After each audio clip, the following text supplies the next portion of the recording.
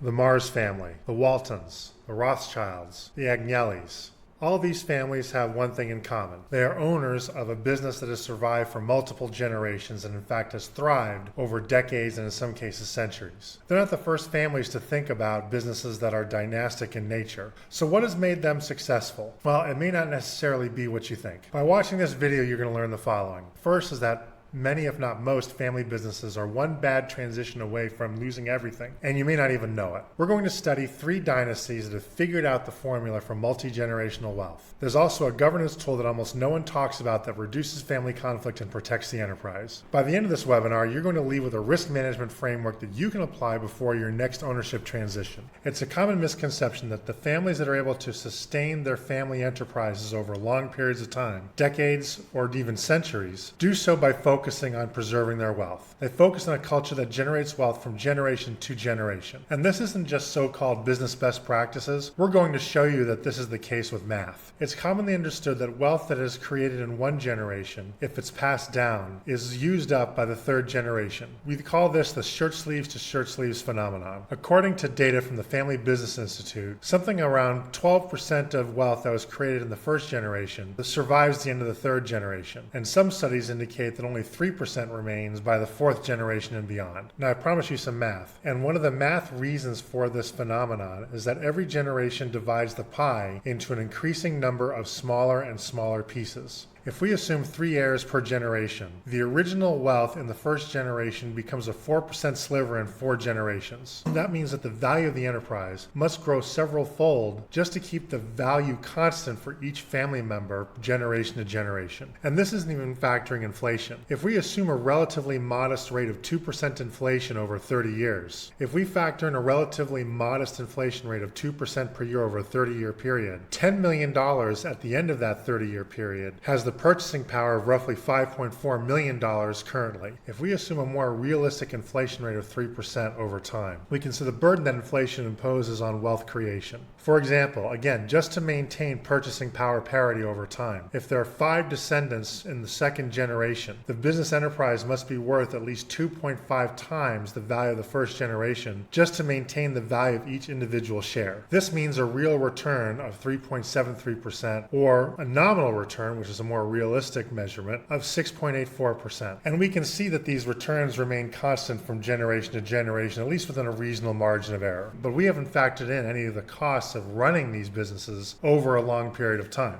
If we assume that a generation is equal to 25 years, and initially there are 2 descendants, a family must multiply its wealth by 50 times over the course of a century just to hold per capita wealth constant in purchasing power terms. And this is before we even discuss wealth leakages such as taxes, distributions, philanthropy, family office expenses, and investment mistakes. Once we factor in the real-world costs of maintaining the family enterprise over time, an even greater burden of return is imposed on the asset in order to sustain family wealth. Even if we assume a relatively low drag, a family enterprise should expect to spend roughly 1.5% of its wealth each year on taxes, family office costs, charitable giving, and family member distributions. A more realistic drag might be 3.5%. It's not unusual to encounter family businesses that have a drag as high as 6.5%. Because of the return burden imposed by the financial markets and the realities of operating the business, family businesses simply cannot afford to maintain a minimal risk posture because the returns will not be able to sustain the ongoing needs of the business as well as the distribution needs and wants of the family member shareholders. Once we combine these considerations, a low friction family, meaning a family with a relatively low operating overhead cost, needs to generate 9.33% annual return over the long term just to maintain its level of wealth, whereas a moderate friction family requires an 11.33% return in order to sustain its wealth level over time, and a high friction family requires a 14% rate of return to sustain its wealth over time. These rates of return over the long term are not realistic in low risk assets such as money markets, treasury bonds, or even AAA bond investments, and for the most part aren't even realistic by investing in relatively low risk stock investments such as an S&P 500 index fund. Now, in order to manage wealth and the overall value of the family enterprise, a family has 3 levers at its disposal disposal. One is it can raise returns, and we'll be talking about what families might do to do that. Second is to reduce friction, more specifically, the potentially self-destructive behaviors that lead to unforced errors and cause family dynastic wealth to disappear before its time. And third is to adopt a risk management posture. And we're going to make sure that you understand what the difference is between risk management and risk avoidance. So we're going to walk through 3 dynastic family case studies, illustrating how their growth orientation has enabled them not only to sustain wealth over the long term, and we're going to pick 3 families from 3 different cultural traditions. The Wallenberg family of Sweden from the Nordic tradition, the Mulliez family from France, and the Agnellis family from Italy and the Mediterranean tradition. All 3 families have pursued a strategy of building rather than preserving wealth. The Wallenberg family has focused on being industrial builders and infrastructure. They treat family wealth as a 100-year exercise, as opposed to what we typically see in the American stock market of quarter-to-quarter or even day-to-day profits and returns. The Mulliez family has adopted an entrepreneurial family ecosystem. They expect every member to be an entrepreneur, not simply a passive shareholder, and they embrace putting capital at risk in new ventures. The Agnellis family is a great example of strategic invention and redeployment. They don't hold on to legacy businesses just because they're part of the family history. If the businesses are not producing the return that is required to sustain the family, they divest. The Wallenberg family has been an economic factor for at least 5 generations since the mid-19th century. They see family wealth as permanent capital that is supposed to be used to build, not to be harvested. Their flagship is a company called Investor AB, which is a holding company often called Sweden's Berkshire Hathaway, with control anchored by Wallenberg family foundations. Their portfolio includes brand names you likely know, including Ericsson, ABB, and Saab. Their holdings also include various global engineering, telecom, finance, and private equity firms. Their governance is managed through 16 nonprofit foundations, largely in recognition of Sweden's tax structure, and their dividends fund science and research, not simply consumption. Each generation is expected to create new value, to leave behind a family wealth center that is more valuable than the one that they inherited. And the family office operates like private equity with a 100-year time horizon. This gives the Wallenberg family a significant advantage over conventional private equity that typically has a 10-year time horizon. By being more patient, studies have shown that investors benefit from their companies surviving for a longer period of time, producing much higher risk-adjusted returns. As over the long term, the longer a company is in operation, the more closely its risk profile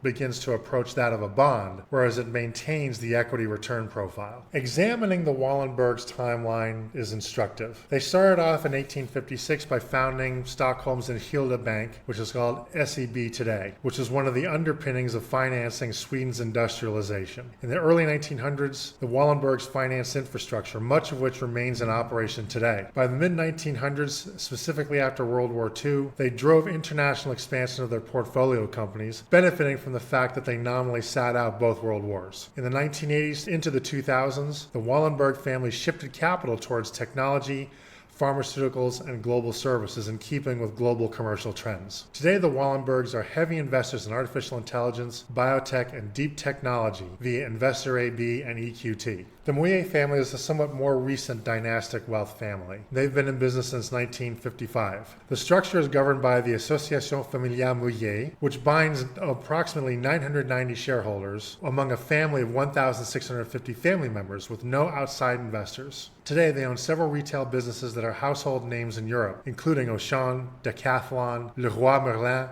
Kiabi, Boulanger, and Nourauto, roughly 615,000 employees across that group. As a matter of philosophy, the Mulliez family recycles capital into new ventures. Members are expected to work in and launch businesses. As their economic engine, capital is continually recycled into new ventures. The members that are not already working in existing businesses are expected to launch businesses of their own. A key lesson that the Mulliez family experience teaches us is that growth comes from repeated entrepreneurship, a single retailer transformed into a diversified ecosystem. Every decade seemed to lead to a new business for the Mulliez family. The family's wealth started with the launch of Auchan hypermarkets, a discount grocery retail network. In the 1970s, they launched into sporting goods with the Decathlon brand. In 1980, they launched into Leroy Merlin. In the 1990s, they entered specialty retail with Kiabi and Boulanger. By the 2000s, they had embraced, as much as the rest of the world had done, e-commerce and digital business. And since the 2010s, they have been actively investing in venture capital deals in technology and other startups. The name of the game for the Agnellis family is reinventing itself. Their business started as an automaker called Fiat, founded in Torino right before the turn of the 20th century. Today, Fiat is one of many businesses owned by the Agnelli family, which is housed in Exor, an Amsterdam-listed global investment holding company that is still controlled by the family even though it's publicly traded. Today, their holdings include Ferrari, Stellantis, C&H Industrial, Philips, The Economist Group, including The Economist magazine, and Juventus. Over time, they've been willing to exit legacy businesses and redeploy capital toward higher growth opportunities, reinventing themselves without losing their identity. The Agnelli family has exited or divested from many businesses, perhaps more than they currently even own. They divested from their aviation business. They divested from the railroad business. They divested from Cushman & Wakefield, which is an office tenant representation business. They exited from Fiat Chrysler. They even exited from Juventus FC, which is a football club in Europe. The Agnelli family may honor their past, but they don't find themselves shackled to it, at least not economically. The Agnelli family evolved from simply the owner of Fiat to an allocator of capital. They used the profits and value that the Fiat brand built in order to later pursue an international expansion of their industrial base, to diversify their portfolio, and ultimately shifted decisively into healthcare, luxury goods such as Ferrari, and technology. They operate as a global investment holding company that allocates capital across multiple sectors. As we examine these three families, we can see some patterns emerge. Even though the ages of these families as economic actors are somewhat different, we can tell that they all embrace new venture creation. In particular, they embrace diversification and sustain a very strong reinvestment culture. To some degree, they all encourage entrepreneurship because that's where the renewal of the family business's energy comes from. They're all willing to invent themselves, and they all use highly sophisticated governance tools. Now, the routes that the Wallenberg, Mulliez, and Agnelli families took to get where they are were different, but their fundamental risk posture remained the same. Although the result has been wealth preservation, that wasn't their focus. They understood the same math that I've shared with you today. As a result, they've embraced a growth posture. They're always seeking growth because that's the only way that they can survive over a long period of time. If they don't grow, their wealth will simply die. One of the elements that ties together the family fortune is the governance structure. No one single governance structure can be necessarily considered better than another, but one thing is for certain. Families without a governance structure are far less likely to succeed over the long term than families that do have one and observe it.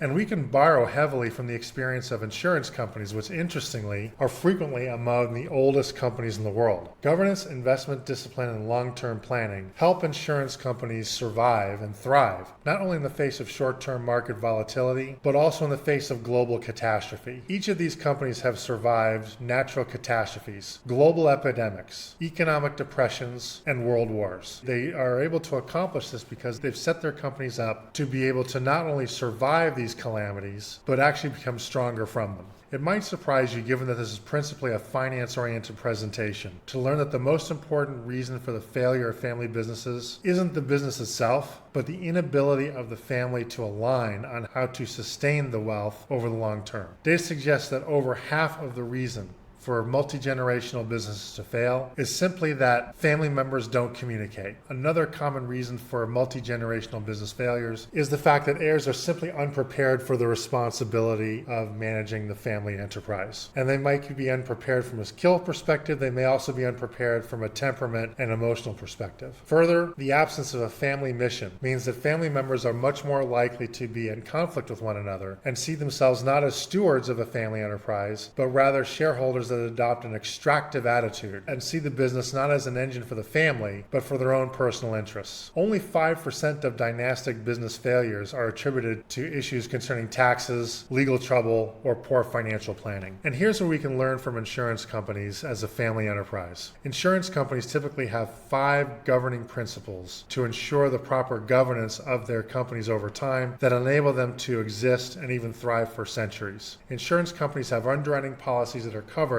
in an underwriting manual. Family enterprise has something similar called a family constitution. Insurance companies have procedures for resolving claims. Thriving family enterprises have dispute resolution procedures. Insurance companies have capital policies, whereas family enterprises have distribution policies. Insurance companies have catastrophe and crisis response plans. Family enterprises have succession plans. Insurance companies have a governance manual, whereas a family enterprise has a family governance framework. When you consider that nobody would invest in an insurer or really any significant company without governance, reserves, or a succession plan, it seems strange that many successful family businesses have none of these in place. So when we mention a family constitution, what is that? Well, simply put, A family constitution is a written agreement that establishes how a family will govern itself, communicate, make decisions, and prepare future generations.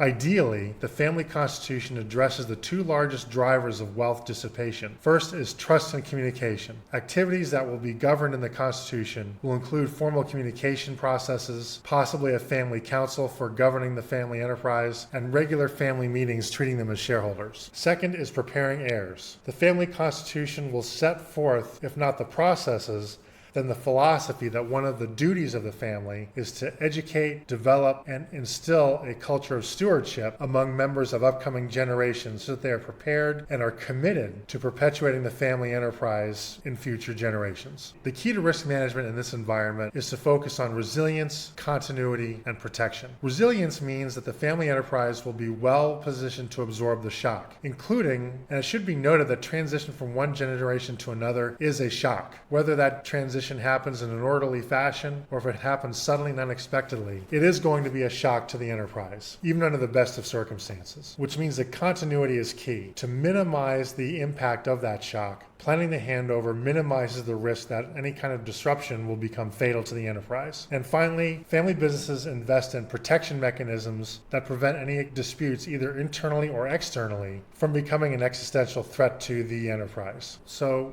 we've learned 5 lessons today. First and foremost, growth, not preservation, sustains fortunes, as the Wallenberg, Mulliez, and Agnellis families demonstrate. Second, the arithmetic is brutal. Dilution, inflation, taxes, and spending all erode wealth by default at a rate that is much higher than a low-risk or no-risk investment portfolio can possibly replenish. Third, most wealth transfer failures stem from broken trust, communication, and/or unprepared heirs. One tool to prevent those failures is a family constitution, because these documents reduce friction and manage risk. And the great dynastic families, like great insurers, build systems, not good intentions. The bottom line is that families don't lose their wealth because they lacked opportunities. They lose it because they lacked the governance systems necessary to survive their own success. The bottom line, manage for resilience, strive for growth, and prepare for transitions. A family constitution doesn't have to be long. After all, the United States Constitution is only about 20 pages in length. But we have found that the most successful family constitutions contain this table of contents. First, the mission and purpose. Why the family should continue to own the business and why it's an important element of the family's success going forward. Second, values. What are the principles that are going to guide decisions? No constitution can prepare for every decision point that's going to come along. Therefore, it is necessary to set forth a series of guiding principles that can give future decision makers the best opportunity to make the kinds of decisions that their ancestors would have wanted. The family constitution must provide for governance. At some point, decisions will have to be made, and the family constitution will describe and proscribe how those decisions should be made. Fourth is employment policy. Different families will have different criteria to decide who will work in the business and who will not. Next, a family investment thesis. The family constitution should contain a description as to how the family business will judge, pursue, and monitor investments going forward. Next, there should be some sort of liquidity policy. If a family member doesn't want to remain a shareholder and they want to cash out, there should be a mechanism to do so. There's nothing to be gained by trapping family members inside the business. Next is a dividend policy. Most family members are going to want to reap the financial rewards of the business at some point, but in order to avoid the demand for dividends becoming chaos, a good family constitution will set forth very clear rules, or at least guidelines, in how dividends will be determined and when they'll be paid. The family constitution ought to include language for succession planning. If a family business has some sort of Game of Thrones type political free-for-all every time somebody's ready to take over the business, that's unlikely to lead to the success of the business in the long term. Education requirements. Smart businesses realize that taking over the business should require more than simply having the right last name. There needs to be some sort of training process involved, or at least a minimum set of qualifications, in order to entrust such an important financial asset to somebody, including a family member. And finally, there should be some written mechanism for conflict resolution. By far, a family is much better off